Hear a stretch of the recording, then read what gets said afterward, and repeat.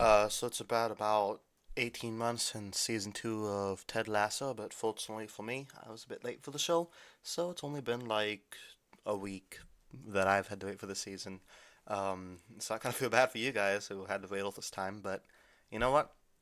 Better late than never for me. I really enjoyed seasons one and two, so very excited about season three, and it's off to a pretty good start, if I do say so myself. I like all the plot lines going on and how like there's quite a lot of plot lines, but it doesn't feel overcrowded. I feel like a lot of shows have so many different plot lines that they don't know how to balance it. But Ted Lasso so far has done it pretty well. We have the whole Ted really wanting to be with his kid all the time, and he's like, "Why am I still here?"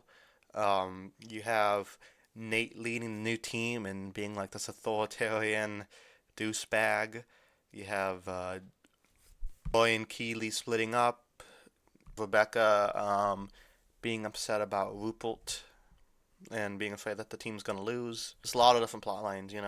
So Nate, after his asshole tone in the last two episodes of season two, he's now the manager of Rupert's team, where he is, yeah, like I said, being an authoritarian douchebag, and he's talking shit about Ted. And the way they portray it, you could hate Nate, and you could also sympathize with him in a way, because the show makes it very clear, like he's been bullied, pretty much his entire life. So when he gets a little bit of power, he uses that to bully other people like they bullied him to make himself feel less small, um, which, I think happens in real life. I don't know. The way they portray it in this show is very realistic, I guess. Um, Also, apparently, he has like really bad daddy issues. And like, oh, his dad's finally proud of him now that he's being an asshole on live television. It's like, I don't know, man. Maybe this guy's opinion doesn't mean as much as you think it does. So Roy and Keeley, the breakup kind of happened out of it didn't happen out of nowhere for me, because they did foreshadow it in last season when Roy was like, "Hey, let's go on vacation." She was like, "I can't. I'm busy with my new company." Um, so now we find out that they broke up. Well, I wish we get to see the scene instead of just them talking about it. I know they kind of want to like this twist, but since we're invested in these characters, I really would have liked to see the scene where they break up. But that's just me. I don't know if they're gonna get back together or not. Cause like it's kind of hard for them to balance the careers in a relationship.